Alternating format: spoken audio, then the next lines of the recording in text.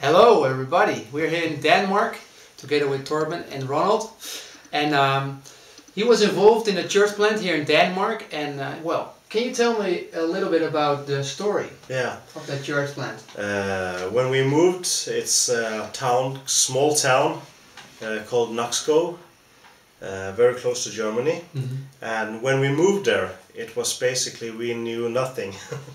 It was kind of just we wanted to do church planting, and me and my wife has just got married, and we have heard about this town, which they were calling the Kingdom of the Dead because it was like no Christian activity.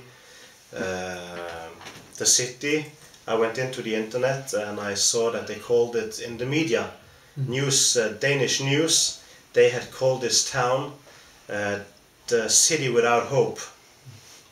And there's a long story behind that, but basically we thought, well, we want to do church planting, and this seems like a place where God really, if God is going to do something, sounds like a place where it should be.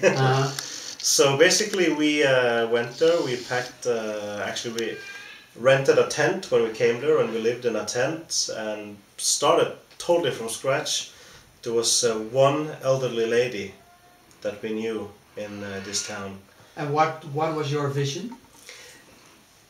Our vision was to get a church. This kind of was the first church plant that I did completely on my own. I had been a part of a church plant in Norway, but that was together with a group of people. Here it was kind of a new setting where you were alone.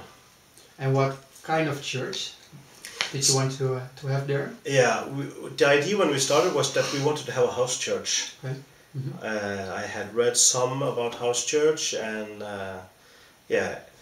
kind of understood that this is kind of the way to go. Of course, we didn't have a lot of experience when we started, so we just started to gather people, and we quite soon discovered that it's easy to gather people. Yeah. The hard part is to disciple them and get into them the thought of actually doing house church. Because when we came there, I think within a few years, we were maybe like, well, within 2 years, I think we were maybe like 10, 15 people gathering.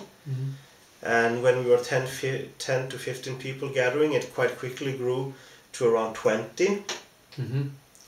And then you are kind of, okay, what do we do now? Do we split to have two separate house churches, or do we kind of become a traditional church? So what did you learn during that church plant? One of the things, well, many things I would say, but one of the things when it comes to this is that we should have from the very start kind of getting into the people the vision for doing house church or doing simple church all the way from the start, because I think many people, almost all European, even though they are not Christians, they still have this church mentality that the church is the building, the church is the priest, the church, and even though they come into the fellowship, they get saved, still this kind of mentality is there. So when we were there, we were doing teaching on salvation, on prayer, on healing, on all kinds of subjects, and thinking, well, we don't have to do teaching like specifically on what is church, because these are my new saved people, and kind of that is. But I soon discovered when we left there that they had kind of developed this kind of, oh, we need to have Ronald here. He needs to do the teaching. So how would you do that differently than the next time? Like, for instance, now we are on Holstebro, and one thing we decided very quickly is from the very start, we are not going to build it around us. As like around, they are supposed to be, it's their church, they have to do it. If we are not here, then it should continue. Because what we saw in Nakskov is that when I thought that we had this mentality, but what I discovered was that when we said, okay, now we are moving, then the first reaction was, oh no, they are moving. But how are you doing that right now then? So for instance, one of the things we are doing right now is that we have kind of get leaders from the local group that is here and kind of in a more kind of getting them to do it. They have to figure it out, and also been more active in getting people from this flock to be more active doing teachings.